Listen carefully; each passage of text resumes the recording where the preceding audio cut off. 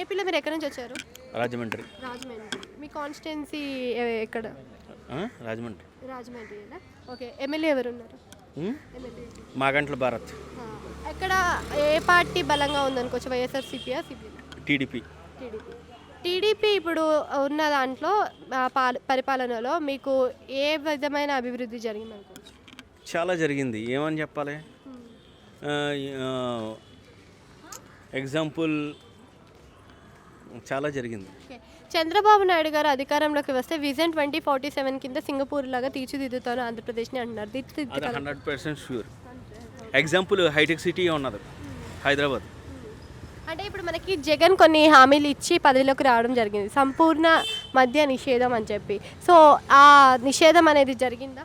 అది వేస్ట్ అండి, అది ఫేక్. అది సిబిఎన్ అంటే ఇప్పుడు చంద్రబాబు నాయుడు గారు అది చేయగలుగుతారా? కంపల్సరీ చేయగలరండి. అంటే దానికి టైం తీసుకుని మెల్లిగా ప్రాసెస్ అవుతుంది. అంటే ఫస్ట్ సీఎం అయిన వెంటనే ఎవడో చేయలేరండి.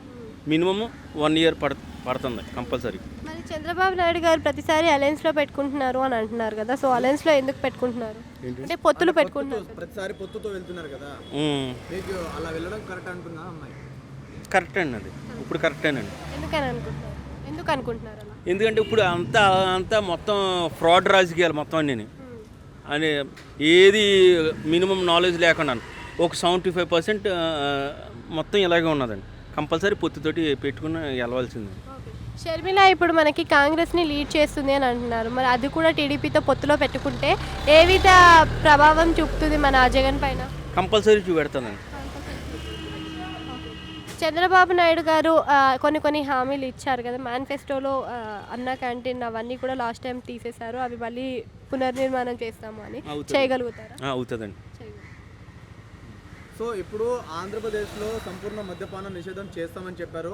అవి చేసే ఎలక్షన్లోకి వస్తాము, గెలుస్తాం 170 సీట్లు అన్నారు. సో నిజంగానే అవన్నీ కంప్లీట్ చేశారా? చేయలేదండి. పిల్లలకు ఉద్యోగ అవకాశాలు ఎలా ఉన్నాయనుకుంటున్నారు? అది వేస్ట్ అండి. ఆ టాపిక్ మాట్లాడతాం వేస్ట్ అండి. ఒక బీటెక్ కష్టపడి ఒక రైతు కుటుంబం నుంచి లక్షలు దాడిపోసి కష్టపడి చదివించిన వాడికి 15,000, 5,000, 2,000 ఇస్తే జీతం ఎలా కుదురుతుందండి?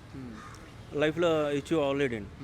అది వేస్ట్ అండి. అంటే ఐటీ ఇండస్ట్రీస్ తీసుకొచ్చాము, ఐటీ హబ్ అనేది స్టార్ట్ చేయబోతున్నాము ఒక రాష్ట్రానికి అంటున్నారు, కావాల్సిన సదుపాయాలన్నీ కల్పిస్తామంటున్నారు. నిజంగా కల్పించారనుకుంటున్నారా? వేస్ట్ అండి. వైజాగ్ అతను డెవలప్ చేసింది ఏంటండి? ఆల్రెడీ చంద్రబాబు నాయుడు మొన్న తుఫాను వచ్చినప్పుడు అప్పుడు మొత్తం నాశనం అయిపోతే చంద్రబాబు నాయుడు అక్కడ ఉండి ఆల్రెడీ మళ్ళీ పూర్వం తెచ్చాడు. అది ఓన్లీ చంద్రబాబు నాయుడు వల్లనే సాధ్యబుల్ అండి.